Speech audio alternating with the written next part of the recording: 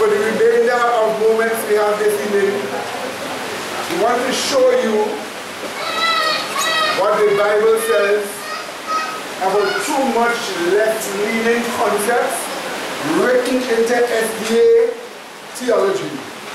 Too much left-leaning concepts written into SDA theology. And we want to show it to you. So first, let's bow our heads for a word of prayer. Where we are, and let us pray. Gracious loving Father, be with us as we enter into your word. Help us to speak the truth and nothing but the truth. To bless all of us. For your glory sake we pray. Amen. In the training institutions of the Seventh-day Adventist Church, the training institutions, Seventh-day Adventist leaders tends to be too left-leaning in their concepts and policies. Students are being trained to use socialist terms. Students in their colleges are being trained to use socialist terms that today contain socialist ideas that are all destructive to living healthy and sin-free as a Christian life. So much left-leaning concepts they have that I'm going to quote for you one small example with two parts to show you the training that is going on in Seventh-day Adventist Theological Seminary. We want to first look at a scripture that they will interpret for us. We turn to Matthew 10, 1 to 4. Matthew 10, 1 to 4.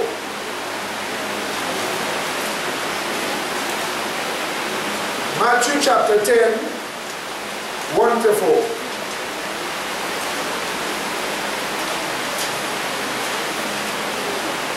Is it found? Read.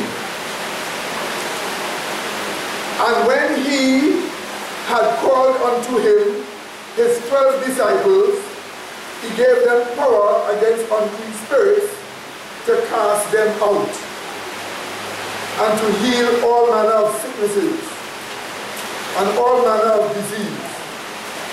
Now the names of the 12 apostles are these.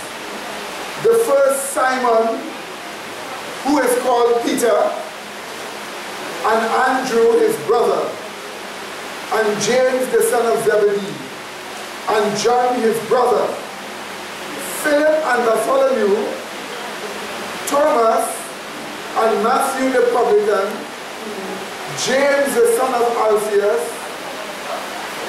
and Lebbaeus, whose surname was Thaddeus, Simon the Canaanite, and Judas Iscariot, who betrayed him. Let's just stop here. Now you and I know very well that Simon, who was chosen by Jesus, was not really a Canaanite. But a Canaanite was used in those days to mean a zealot. A zealot. So the Adventist Church wrote a book called Andrew's Study Bible. Andrew's Study Bible.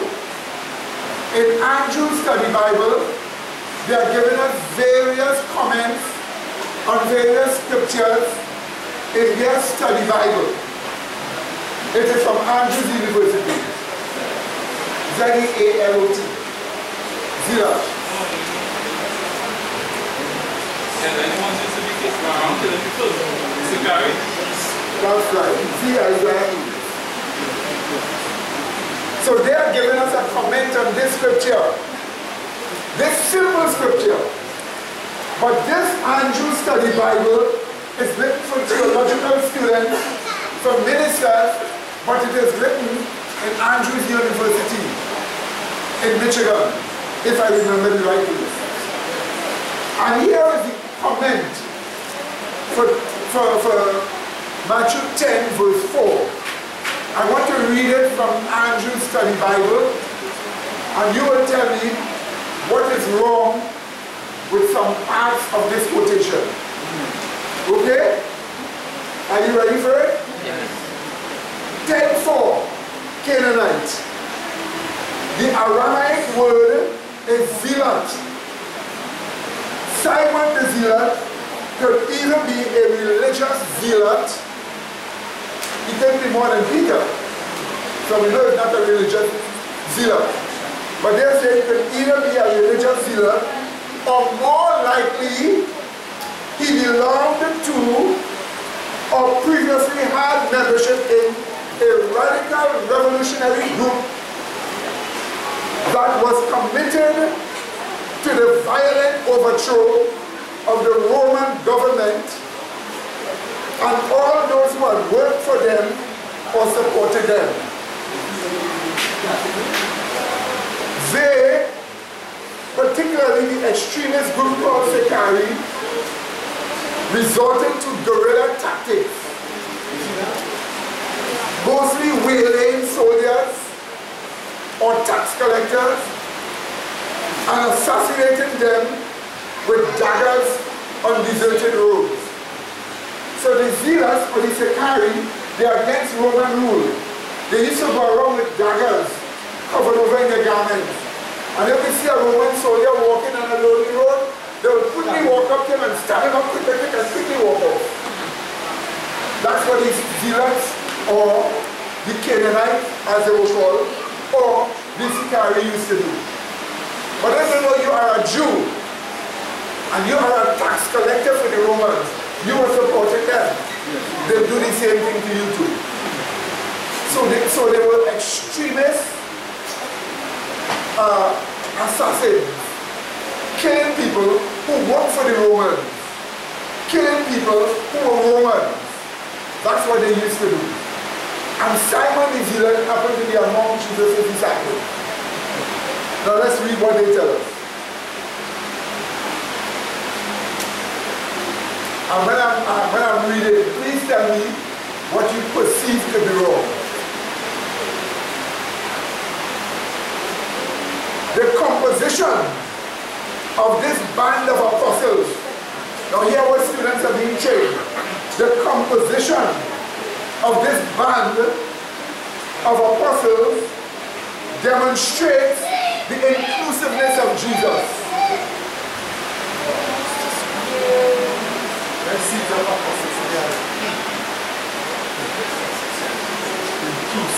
Are you listening to me here now? Are you paying attention? Yes. Hold on, I'm not yet finished. I'm still reading more.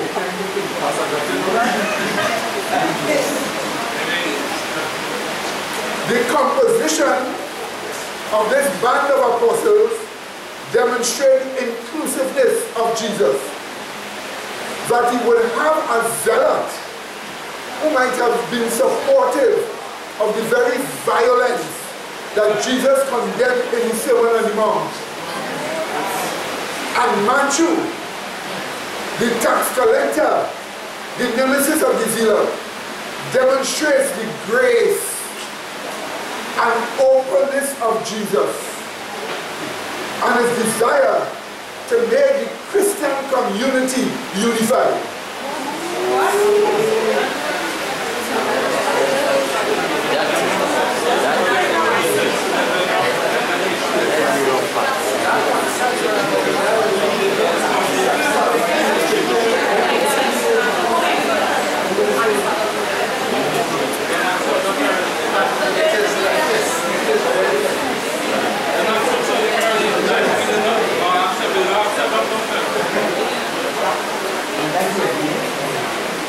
I don't know why all of you are thinking about sodomy already.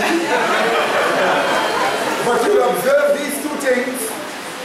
The next book tells us about what? Inclusiveness and what else? Unify the Christian community. That's what you get out of that. 12 disciples.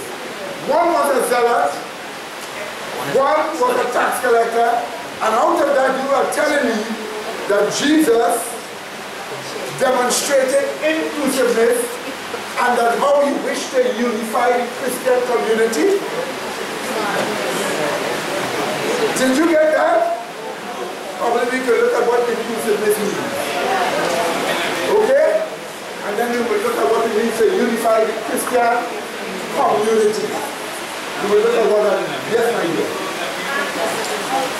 Based on what you were saying, right, in terms of the inclusiveness and unify the Christian community, and they're talking about the tax collection and Simon the Zealot, and they purported that they still had those ways, even of being apostles.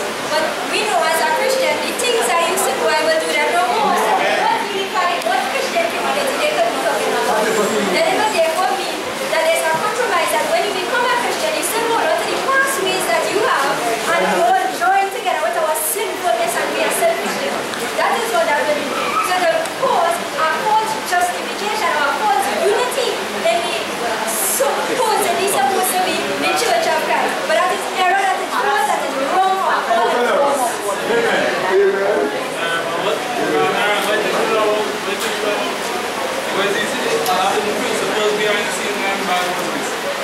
Before we look at the principles, I look at the short principles.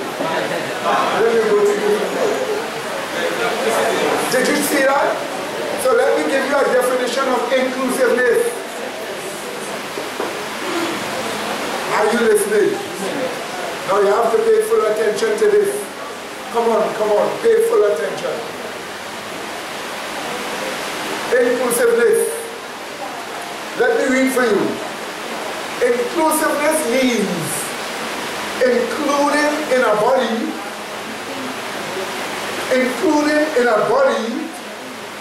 different values, teachings, and actions that are not naturally accommodative to each other.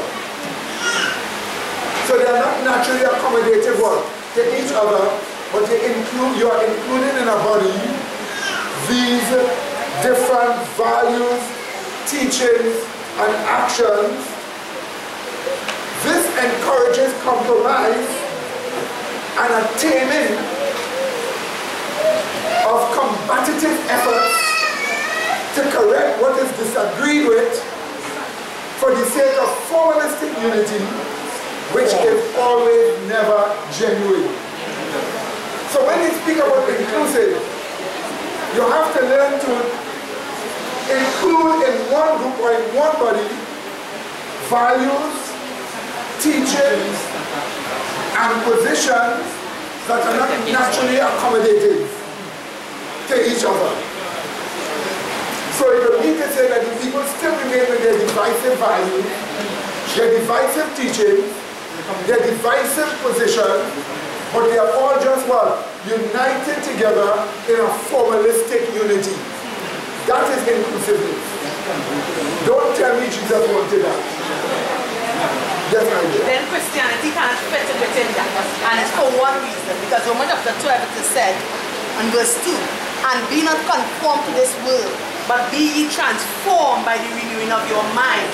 So God always wants for us to transform. So he will never want us to be included, especially when it comes to sin. But as far as God is concerned, we can never compromise with sin and be saved. We cannot be included in that. Amen. So now let's look at that definition of unifying the Christian community. A unified Christian community. This is never what God seeks for. Amen, brethren? A unified Christian community identifies different religions with different doctrines, united to each other by mutually agreeing to not speak against the distinctive doctrines of each other, and not seeking to cause converts from other religion to join one's religion. This is never the will of God, but it is the will of the globalist conspirators who are seeking a new world order. So could you imagine this? Pentecostal, Presbyterian, Roman Catholic, Methodist, Seventh-day Adventist, and all of them are together as a unified Christian community. What is the unity? They have made certain agreements. You don't steal from my flock, I won't steal from your flock. You don't criticize my doctrine, I won't criticize your doctrine. And let us work together on various points that we hold together in common. One, identity. But they don't really have evidence of criticize to have the same doctrine. So. Amen. Then Jesus himself would have been a hypocrite. Because Jesus preached against the doctrine of the Jews. He said, scribes and Pharisees, hypocrites, for they teach the doctrine and commandments of men. And he pointed the word of preaching the doctrine of Christ. So therefore, Jesus himself was the biggest hypocrite of them all. That is what it is, a blasphemous doctrine.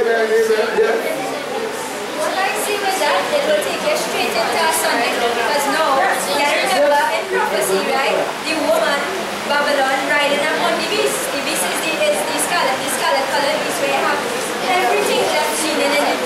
So if they already hold those positions and they're already leaning to the left, it's so easy for them to take up Sunday, because we already have a unity already. Just push a religion, force the religion of Rome, and guess what? They're heading straight to a Sunday law with those kind of teachings. Amen. So brethren, what you are seeing here, you are actually seeing a comment that inducts the Adventist student into globalism, a globalistic consciousness. So you go to Andrews University, you are training as a pastor, and they are pushing inclusiveness, a unified Christian community to you. And you are actually thinking that Jesus himself wanted that. That's what they are telling people. When I read that in this Andrews University study Bible, it shocked me to recognize that, good Lord, we can't even get one good comment. The reading in the commentary makes so boring reading, dead reading. When you try to gain something refreshing, the best you can gain is globalism. So here, Seventh-day Adventists have a problem with left-leaning philosophy. Everything is always socialist. When they vote in America, they're always voting for the Democrats. The ones who are pushing and saying that your children doesn't belong to you but belongs to the state. Why would they vote for such people? You hear the Democrats, as far as they're concerned, a 10-year-old boy, this 10-year-old boy is a drag queen. He puts on women's clothes, goes in a club, and gyrates his body like a woman for big sodomite hawks who throws dollars to him. And he takes it up and puts it in his waist. Now, he decides to open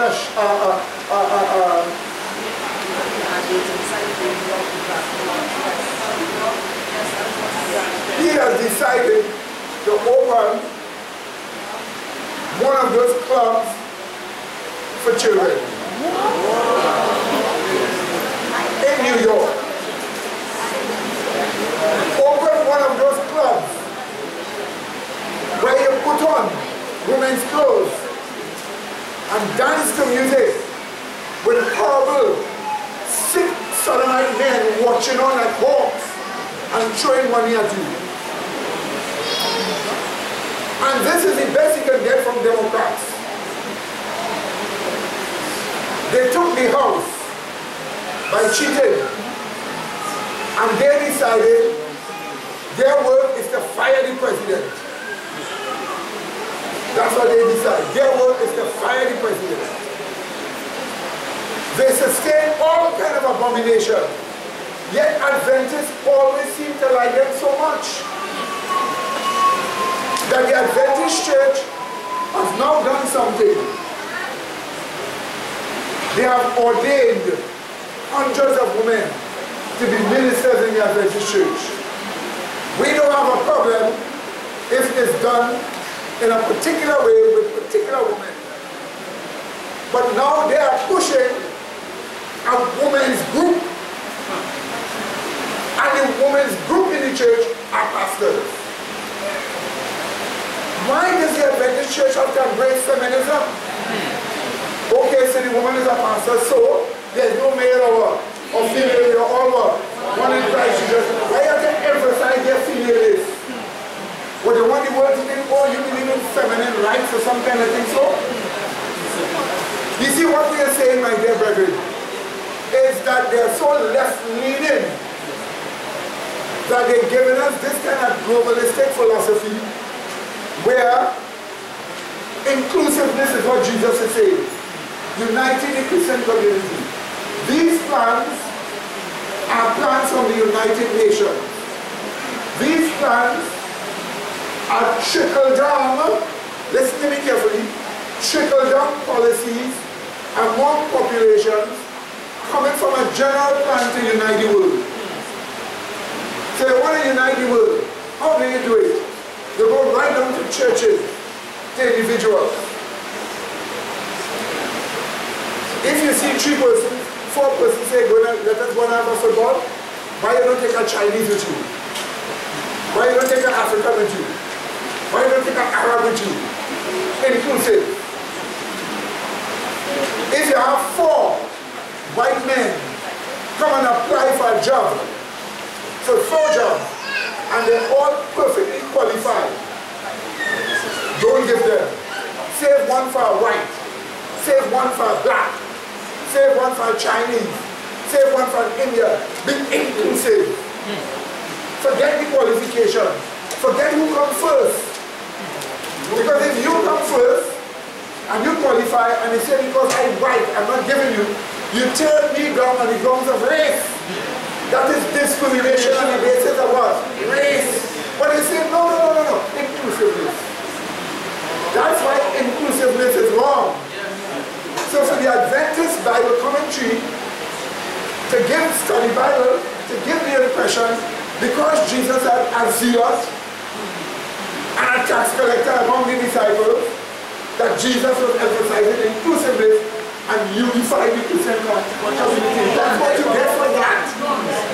And that was crazy. So you see, my dear brethren, we have to watch out for these kind of philosophy.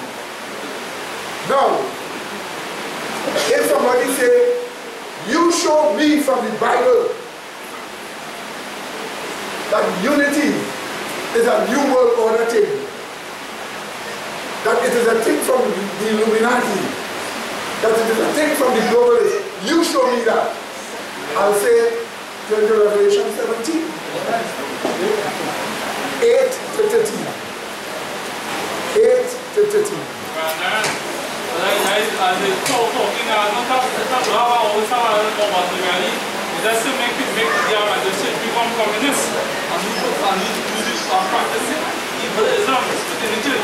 So now it will be easy they can become an antifa if not.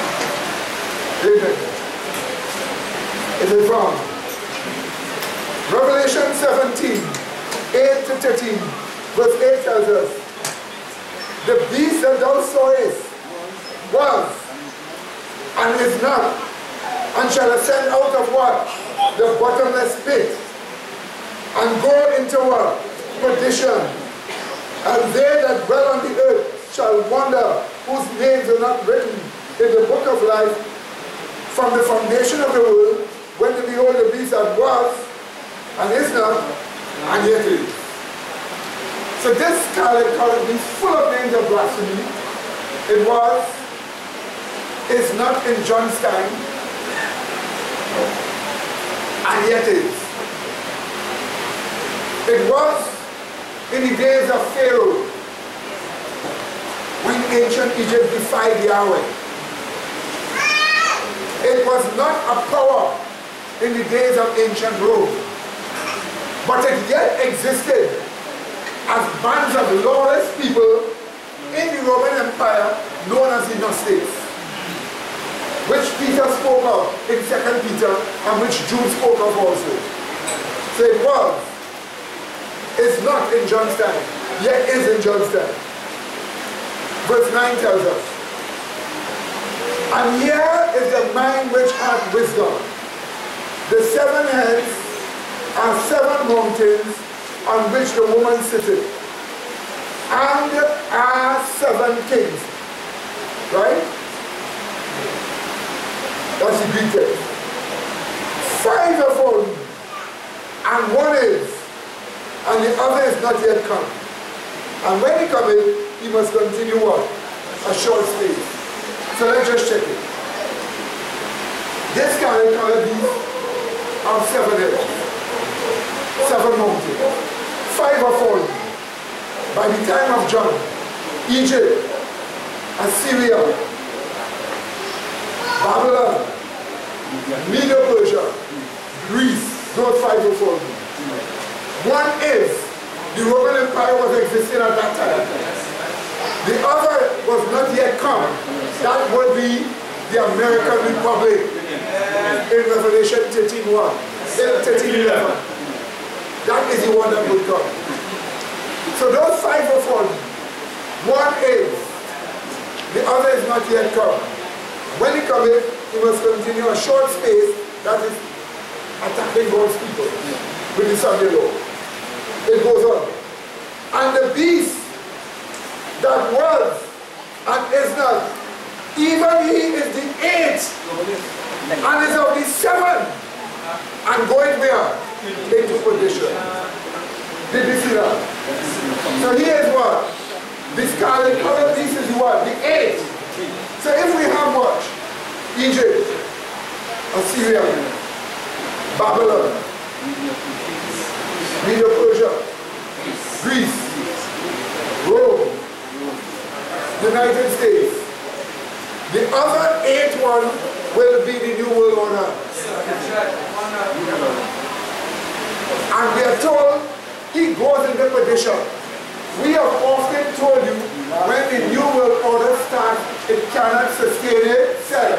The Bible says they shall not cleave one to another. They cannot sustain itself. They will go into what? Perdition. The 8th is the New World Order that exists for 15 days upon the face of this earth, according to Revelation 17 and 18. 15 days and destroys itself. But let's read on. And the 10 horns which thou sawest, that is Europe, are 10 kings which have received no kingdom as yet, that is in John's time. Europe wasn't existing. But received power as kings 1 hour with the beast. 1 hour is how much? 15 days in Bible prophecy. They received power how much? 1 hour with the beast. The scarlet colored beast full of names of blasphemy. The 8th. So, look for Europe to be a united power for the last 15 days of this earth issue, but with this scarlet colored beast as its philosophy. How do you know? Let's read on. These, verse 13, that is the nations of Europe, have one mind. The actual Greek word is opinion. What is the actual Greek word? Opinion. So let's read. These have one opinion and shall give their power and strength unto the beast. Stop there. They shall give their dunamis and their exousia unto the beast. Dunamis is the dynamic power. The dynamic powers of a nation is its constitution. Exousia is authority. The authority is always based on the Constitution.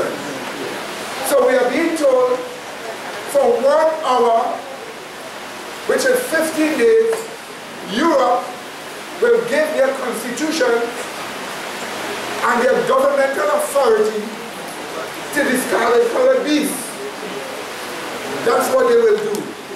We are told that they have one philosophy, one opinion, and shall give their power and strength unto the beast. Did you see that, my dear brethren? This is the only power we see seeking to unite, but God says they will be destroyed. It includes Europe, it includes the 7 great kingdoms of the earth, and an 8 that exist for a short while. It exists Europe, it exists having one opinion, it exists giving your constitution and your constitutional authority to the scarlet-colored beast, which was, which is not, and yet is, and is full of names of blasphemy. This is what we have been told. So the only power that is interested in unity and unifying with different divisions in the earth is the New World Order. This is the reason why we are telling you, when you speak about inclusiveness and unifying the Christian community, that is trickle-down policies from the United Nations, from the New World Order. And we as a church should not find ourselves giving the impression Christ sustains those deep, devilish heresies. We should never do that. And as the brother said, where does the beast come from? The bottomless pit. In the Bible, the bottomless pit is identified as the chaotic world of evil angels. The chaotic world of evil angels. Lucifer is indisciplined. Evil angels are indisciplined. But when indisciplined people are among indisciplined, the most violent and blasphemous achieve unity. But the unity is only temporary. Because they will still self-destruct. What do you see? And that's what will happen in this world. This is the only power that is interested in everything united one with another. We cannot be inclusive. Could you imagine Elijah the prophet standing up and saying, let's be inclusive here. Let's have the prophets of Yahweh and the prophets of Baal be with each other. Just inclusive. You can hold your belief, but don't attack each other. Then the Holy Spirit tell you, show that it's false God. Refuse to listen to the Holy Spirit, and for the sake of formal unity, accommodate it. That's not what God wants. That is inclusiveness. That is unifying a community with different teachers that are supposed to get more with each other. That's right, I'm touching on your thing. Yes. People of God is clearly calling the Bible to behold the Lamb of God, to behold your God. But here we see now this year, by imbibing these principles, they beholding the peace that ascended out of the bottomless pit. That's what we are told in Revelation 17. Right? They will wonder when they behold this peace. Amen. It just shows them how this man's mind is upon. And for that family was showing this morning, they really wasn't studying the Bible all the time. This is what the mind is upon, the beholding the peace that ascended out of the bottomless pit. By these things, inclusiveness, yes, unifying Christian community. that's right.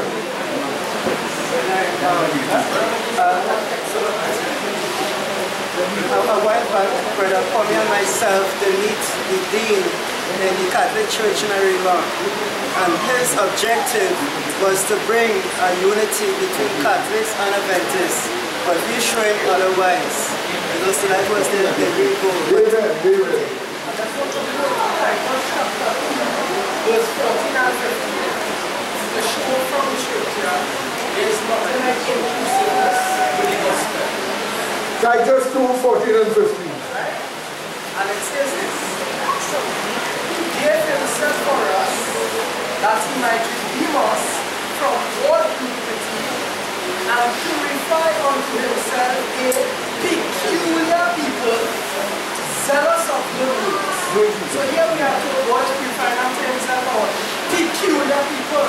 We're exclusive from the rest. And it goes on to say, these things speak and exhort. So we have to speak and exhort these things, not speak about inclusiveness and unifying. You know, we are not sure that God's people is separate, peculiar, exclusive. Amen. Finish your words. And you all authority. Amen. No longer spice. Amen. From what it is they're doing, it is clear that they are not preparing people for the end. They are preparing people for their end. But we know it's destruction that will come and fall upon them. Because if we're supposed to be the light that's shining, and we want to include darkness in that light. You understand? Then how great is that darkness that they're pushing there? Amen. So let me give you one of these scriptures here. Ephesians 4:11-13. Yes, we are to unify. But what is the object of that unity?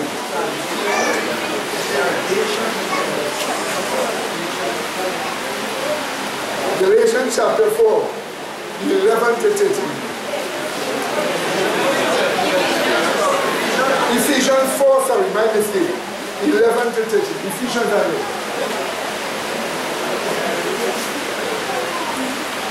What is the object of that unity?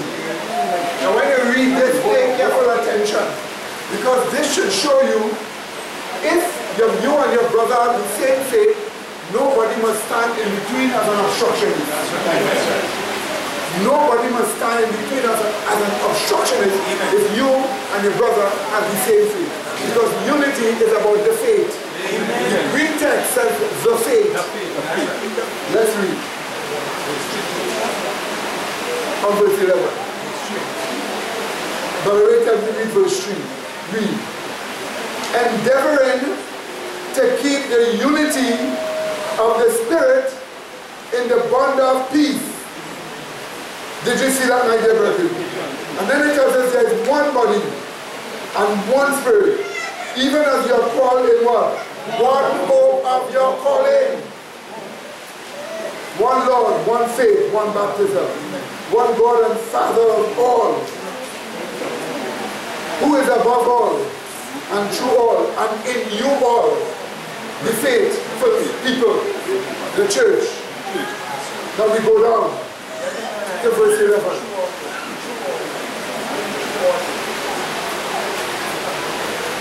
Let's read again.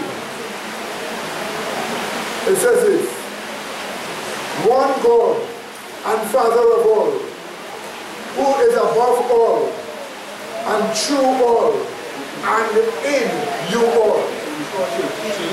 Through all is working through you all. All of you, all of us as well. And in us. Now we go on. 11-15. And he gave some what? Apostles, and some what? Prophets, and some what? Evangelists, and some pastors, and teachers. For what? For the perfecting of the saints, for the work of the ministry, for the edifying of the what? Till we all come in the unity of the faith and of the what? Knowledge of the Son of God, unto a what? Perfect man, unto the measure of the stature of the what? Fullness of the Christ. So we are to have developing character of Christ. Why God give all those different offices? To have the character of Christ developed in all of us. To unite us in the faith. So the different types of preachers and teachers and ministries in the church is to unite all with the same word, faith. Amen? And to have the character of Christ developed in all. That's the reason why. That's the purpose of unity. The unity must be unity in the faith. Now if your brother has the faith already, and anybody is standing in blocking that unity, that person has to be moved out. Because as far as God is concerned, the unity must take place in the faith. They get that clear? We must all be given the opportunity to develop the character of Christ. And anybody hindering that is not doing right.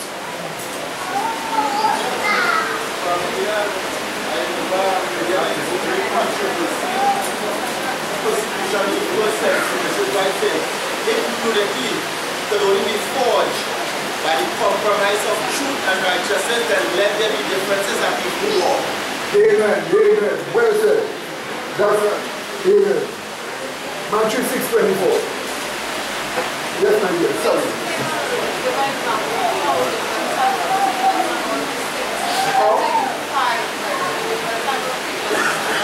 Yes. Nobody is going to be receiving one kind of service all the time. There are some that are teachers, and there are some, they're just preachers. They can talk and give a lot of beautiful admonitions to you to strengthen your heart. And then there are some that teach you the science in the scriptures. The two are necessary. And there are some that are evangelists. They just preach to people who didn't hear the truth before. They come to their family, never hear the truth before, preaching to win them. So you have these different offices together, that we work together to win people to make sure they develop the character of Christ. But the point about it is, the aim is the unity of the faith. So in an inclusive party, you don't unite on faith, you tolerate the differences. Therefore you compromise. Therefore when the Holy Spirit tells you to show this is wrong, you say no.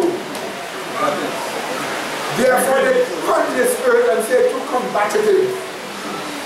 And therefore they look for formal peace. Where there is what? No peace. That is not what God wants. Is that understood, my dear brother?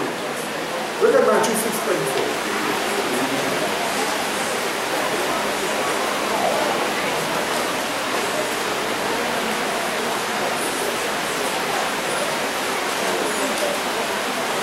Matthew 6:24.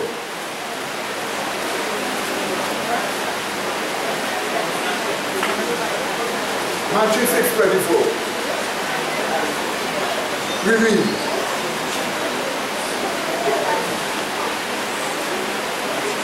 No man can serve one, two masters. For either he will what? Hate the one and what? Love the other. Or else he will hold to the one and what? Despise the other. You cannot serve God and what? Now if it is not God's intention for inclusiveness or a unified Christian community, whose will it is? Man's. The people who is pushing you up, the New World Order. So if you are in a unified community already, if you say you're serving who? Man, but they cannot be serving who? God. Because God will tell you, rebuke, correct, instruct with all gravity. Amen. But man will say, no, keep the peace. Don't attack each other's faith. Just move together. Just include all in one. That's what man will tell you. So what you're doing, you're actually crucifying the Holy Spirit among the brethren, and not me. I usually like to use this to leave room for the Holy Spirit. I usually like to say that. But they are hindering the work of the Holy Spirit. Now Jesus did show the science of true unity. And if the science of this true unity is not there, then the unity is false. If it is not true unity, then it is what? Come on. If it is not true unity, then it is what? And what? If it is not true unity, that's what it is. So let's look at John 17. True unity. 21 to 22.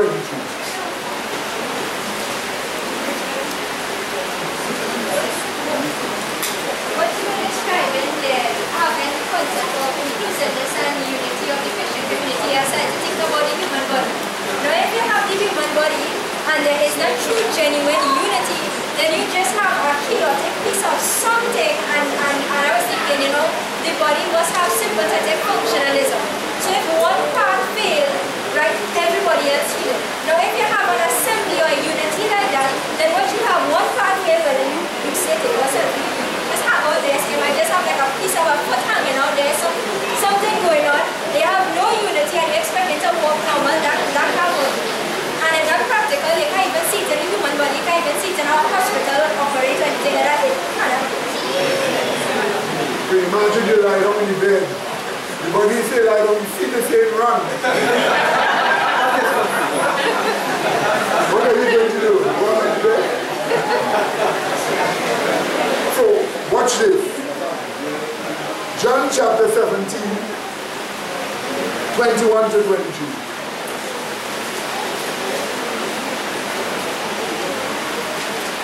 It says, reading about true unity, that they may be one, as thou, Father, art in me, and I in thee, that they also may be one in us, that the world may believe that thou hast sent me. So let's just look at that. Here is Jesus speaking.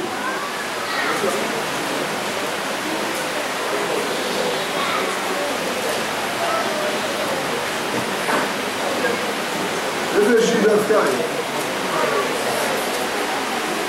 Hear what Jesus said. That they may be one, as thou, Father, art here in me. So in Jesus is who? Father. But this will be the Father nature, not the Father person. Right? Okay? So the Father nature is where? In Jesus. We read. That they may be one, as thou, Father, art in me, and I in thee, that they may also be one in us. So what?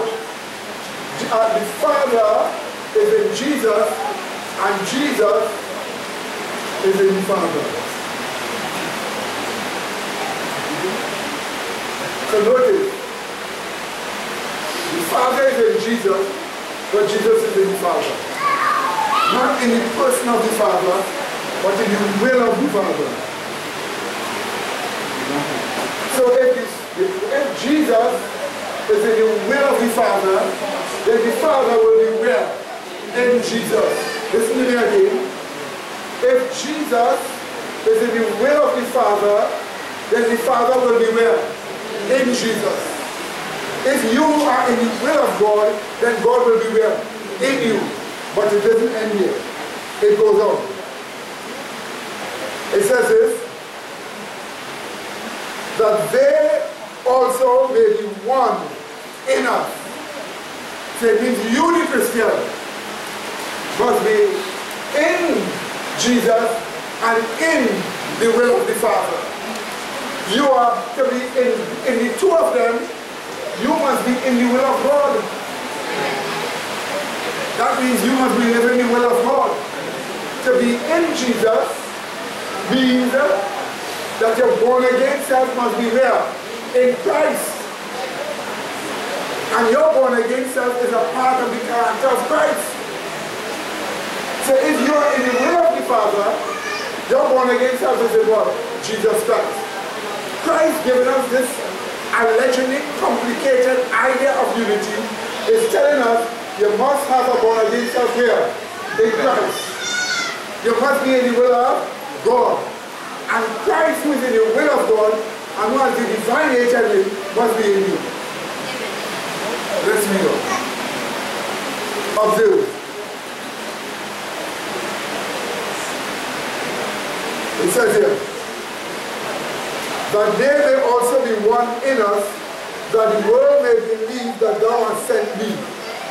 And the glory which I givest thee, I have given them, that they may be one, even as we, you and I, Father, are one. And what did he say? I in them, and what?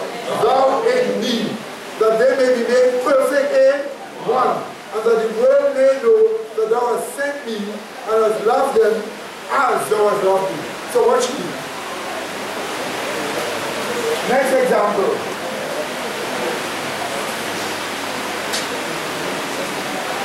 This is the man.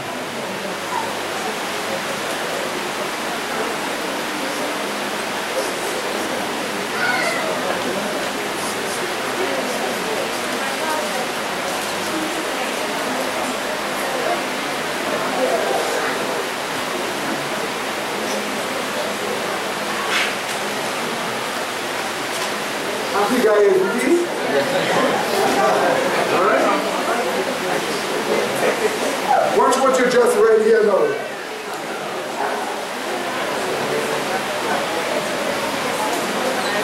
This is Christ. Simple. So Christ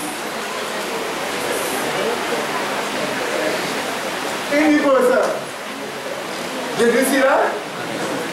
And God in Christ. So what do you have? You have what? Christ and God dwelling there in you. This is what you read in chapter 17, didn't you not? What does verse 3 say? And this is what? That in my what? The only true God and so eternal life is a knowledge of God and it revealed there in Christ. You don't know in your foot or your hand, you know where. So again it is speaking about God and Christ being where? In you. That is eternal life. Did you see that? This is the kind of unity you must have. And it is only those who are in Christ Jesus, which means having Christ and God in them, will have that unity. So the unity we are looking for is not a unity where we just tolerate each other.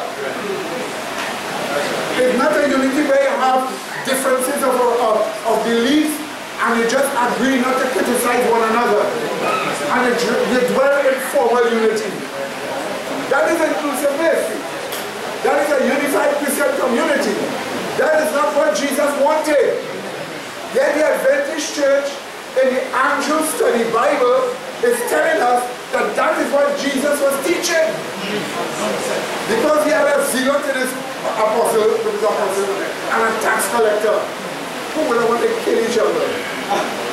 I can imagine the zealot with him right behind the back watching Matthew. And Matthew with his money bag just watching that shaking his food. And Jesus said, he meant say, okay. We don't have all the belief, just stick together.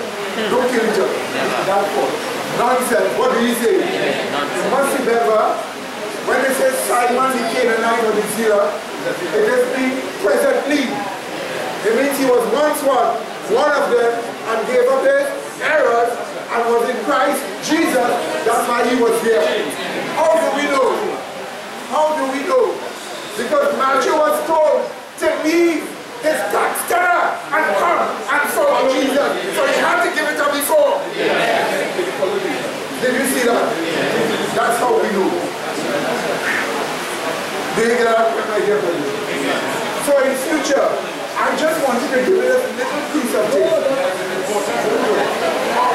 for you to see another mistake made by the traditional Adventist organization. And if they're making such a terrible mistake, could you imagine more?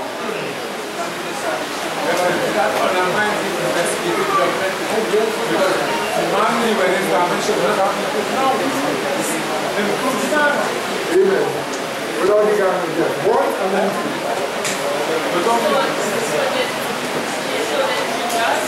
was he always that way or he wasn't abided? When Judas was among them, Judas at sometimes abode in truth, and Judas at sometimes had his nationalistic anti-Roman philosophy. Sometimes he will embrace it, sometimes he will give it up. But he was telling Christ, if you're the Messiah, you take over by force. Go and take over power. And stop fooling us. There are times that Judas was in the truth, and there are times he was not in the truth. But Christ was teaching him to have genuine unity. Christ did not tolerate what? Or what? A unified community. He wanted all of them converted. That's why Jesus Christ as a master learned to teach them how to relate to each other.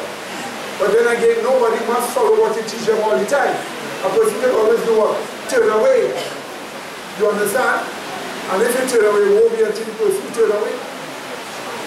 You understand? Yes, my dear brother. You know, when I came upstairs and I was listening to it, right? I was seeing how we could appreciate the fullness of the truth. We could appreciate why we must stand apart from everybody else. We must appreciate our health we form, our dress we form. We don't think we must appreciate. We must water ourselves. Because like if we just lose and over something, we just not what these people are doing.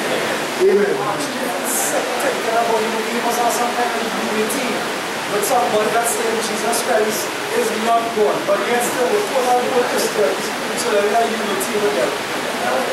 Too bad. But Jesus Christ, by shows, I can't show in the true sense that Jesus Christ requirement for Simon Ezekiel and the other people, other apostles was to drop, right? Color piece idea, right? That was in that time we converted, right? And that was a model for us now. But the Adventist Church, what the model that Christ have, and we introduce it again. Amen. Just like that, sister.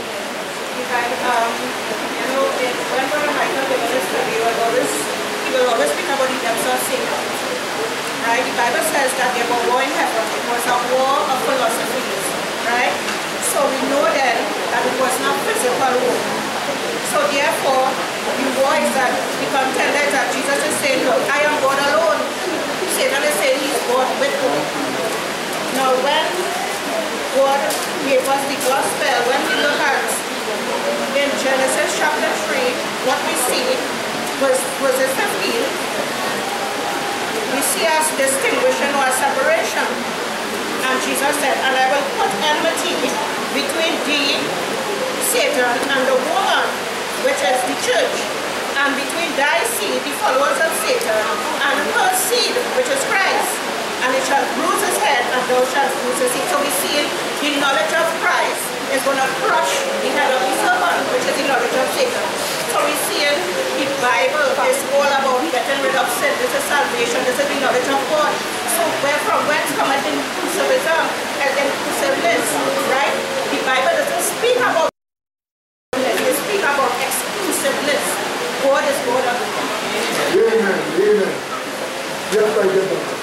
Context to show that inclusiveness is not of Jesus Christ, right?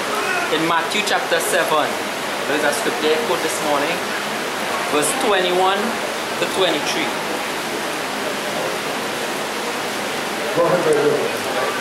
It says, not everyone that saith unto me, Lord, Lord, shall enter into the kingdom of heaven, but he that doeth the will of my Father which is in heaven. That is the law of God. Many will say to me in that day, Lord, Lord, have we not prophesied in thy name, and in thy name cast out devils, and in thy name done many wonderful works? And then will I profess unto them, I never knew you. Depart from me, ye that work iniquity. So inclusiveness is not a way of Jesus Christ. Right? Amen. Just like your heart. Bring something, son and brethren. A scripture that will be in a was Brother Simon answer some made a contribution would be Matthew 10:34. Matthew 10:34. Think not, but I come to send peace on earth. I come to send peace, and I came not to send peace, but a sword. Now, we know this is a sword, and this has truth. And if this Christian community does not know truth, it can never be inclusive. In present there, so it could not be the will of the Lord. Amen, amen, amen. Yes, my dear. Just a scripture to show why it is that Christ never tolerated this inclusiveness or unity of the Christian community, and why it is that it is important that we have exclusiveness. We turn to Luke chapter 21 and read from verse 34 to 36. And this is important for our preparation for the end. Why we cannot have inclusiveness or unity of the Christian community. It says, "And take heed to yourselves, lest at any time your hearts be overcharged or burdened with surfeiting, and drunkenness, and cares of this life, and so that they come upon you unawares. For as a snare shall it come on all them that dwell on the face of the whole earth." He tells us, "Watch ye therefore, and pray always, that ye may be accounted worthy to escape all these things that shall come to pass, and to stand before the Son of Man." Now one may ask, why this scripture, right? If you properly look at this scripture, the rest of the world is already caught up with the cares of this life. They're overburdened with worries or what I should weigh, all these different things, and so forth. But look, he is showing you, take heed, you do not follow these things. So already there is exclusivity as compared to the world. And then when he says, "But as a snare, it shall come upon all them that dwell upon in the whole earth." Right? But it will not come upon as a snare to you who are watching for the second coming of Christ. And he says, "Watch ye therefore, and pray always, that you will be accounted worthy to escape all these things."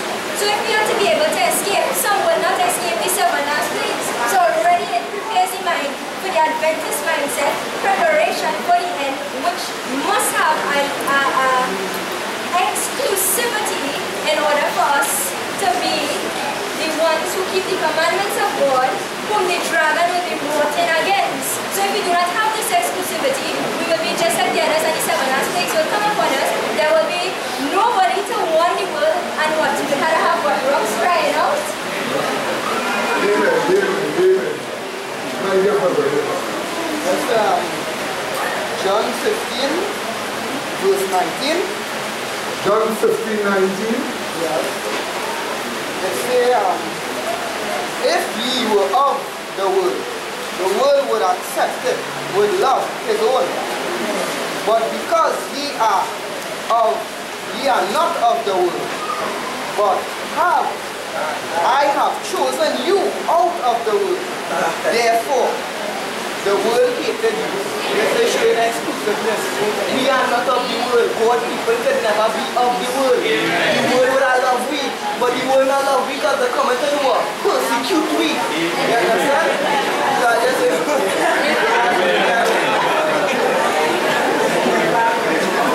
I think we can end on that beautiful note. But it clearly shows us. Let me just tell you one more thing. I am just waiting for you to get that final book in your hand. When you get that book, you will be surprised at what you see. The differences are clearly portrayed from Scripture. You need to see it. You need to see our concepts from Scripture fully developed in that book and used as a battering ram to destroy all the false doctrine. So that book will be out very soon. But always remember this. Well, Michael, I'm finishing. I know you want to talk. Go ahead.